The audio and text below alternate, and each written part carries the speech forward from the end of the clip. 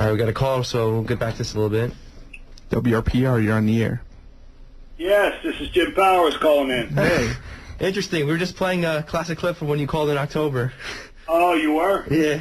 I didn't know it was a classic already. You were talking about the Scott Hall incident back then. Anyways, thanks for calling into our final show. Really appreciate it. Well, I figured I would give you a call, being it is your final show. I don't know. I hope you start up again. Are you going to keep the show going next year, or when school starts up again? Yeah, we're done with school, so that's why maybe we'll get some internet show on the side or something like that. We'll see what we can do, but this could be possibly our last show, so that's why it's pretty legendary. Well, very good, very good. What's going on? How are you guys doing? We're doing all right. We just talked about some sports things going on. You interested in? You want to talk about Jets draft and that new quarterback Sanchez or anything? I heard just a little bit about him. I got I heard briefly yesterday. I got the news that I think he came from he's from USC. Yes. USC. I don't know much about him. I don't follow college ball as much as I do the pro ball, but I do like the Jets a lot. You know that. Yeah. That's I don't know much about him. Maybe you could tell me about him. Well, he's a strong leader. He's got a good attitude, and he looks to be ready to go to work. Hey, well, very good. That's what I like to hear. That's good. What else has been going on with you gentlemen? I don't know. Yeah, nothing much. Just semester's almost ending. It's about a week and a half, 2 weeks left. All right. Anything you want to ask me? Yeah. Do you want to tell us any interesting road stories or anything, or you want to talk about the Dynamite Kid, Jacques Rougeau story, and they had the fight and everything? There was a I could tell a road story that kind of backfired on. It was something that happened. It happened to me. We were Dynamite. There was a bunch of us that had gone to New Zealand on a wrestling tour, and we were going from town to town, which was beautiful because we got to see the sights of New Zealand and all. It was a beautiful countryside.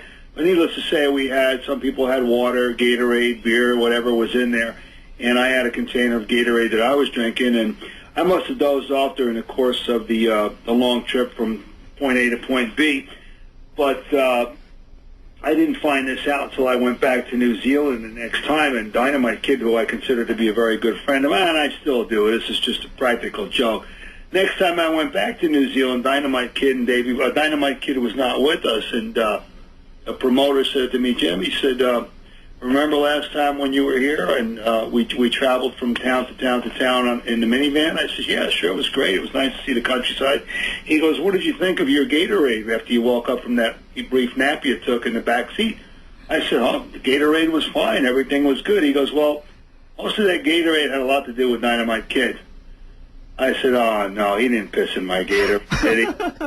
So that was my one. That's the one road story that comes to the top of my head, only because it was a practical joke that was played on me. I understand from what people tell me that urine is sterile. You know, it's clean, but still, I don't. That reminds me of the. Did you ever see Dumb and Dumber with Jim Carrey? I saw the movie, but you'd have to refresh my memory. They drove that little dog truck, and at one point the cop pulled him over, and he thought it was like alcohol in the open container, and he took a drink of it, and. Oh yeah, okay, yeah. Well, yeah, I don't. I mean, there's other practical. There's other road stories out there, but a lot of the things that went on the road that people would consider to be road stories, and I'm sure everyone's heard the one about Mr. Fuji feeding his neighbor the dog. It just, to me, it's just a lot of the stuff that was done out there was borderline evil. Yeah. It's done to people. I mean, guys who had taken advantage of girls and done things to them that, you know, I don't. There's a line that you just do not cross there. I mean. Dynamite pissing in my Gatorade, that's okay. Well, what about Kurt Hennig? I heard he was like the leader of Practical Jokes. I heard he took a dump in Jerry Lawler's crown and something. Yeah. I heard that story. I may have even been in a town that night. I don't know where it was, but Kurt was known for practical jokes. But Kurt was known for practical. I want to say harmless kind of practical jokes, taking a shit in someone's crown. I mean, all right, if he picks up the crown and puts it on his head, well, as everyone would say, it's his bad. He should have looked in his crown. But I mean, that's not. But Dynamite Kid and Mr. Fuji and those guys, they would do stuff that, like I said, in my mind was borderline evil. And there were some other guys that did things to, like I said, to girls, that I don't even want to mention their names because it's just stuff. But practical jokes like Kurt Hennig and Big Boss Man, they were good practical jokers. They would put I remember one time, and I went to go get my wrestling bag, and I was done for the night, and I said, man, what are these little pink things at the bottom of my bag? They're moving, and apparently they had gone to the pet store. I don't know where they found the time, but they went to the pet store and got these little baby mice. Yeah. I guess they're used to feed, I don't know, snakes or other animals. So they dumped a bunch of them in my bag and a few other people's bags. But that's a practical joke. But something that's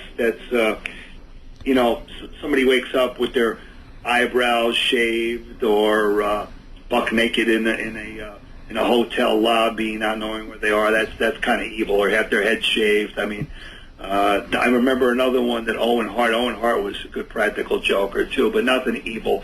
I fell asleep on a plane, which was some of the boys. You really shouldn't fall asleep around some of them. No. Woke up and I had noticed that my fingernails had somehow, some way turned pink. So I had this pink fingernail polish on my fingers for I don't know, maybe a week or so. But should have aired that on TV. Could be a new gimmick. But yeah, pink fingernails and drinking someone's urine. Not I could deal with the pink fingernails, but drinking the urine, what didn't kill me, obviously. Yeah. But that kind of stuff. The other stuff I don't consider practical jokes. I consider that borderline evil and taking advantage of people. It's good for keeping up morale in the locker room. What's that? It's good for keeping up morale, making people feel good. I know. I don't know the story, the one about Fuji feeding his neighbor the dog. I never heard this one. You never heard that one? I think what had happened, and Demolition talked about it on a DVD that's going to hopefully will soon be released by a gentleman that's an English guy that did some interviews. That James Gutman guy?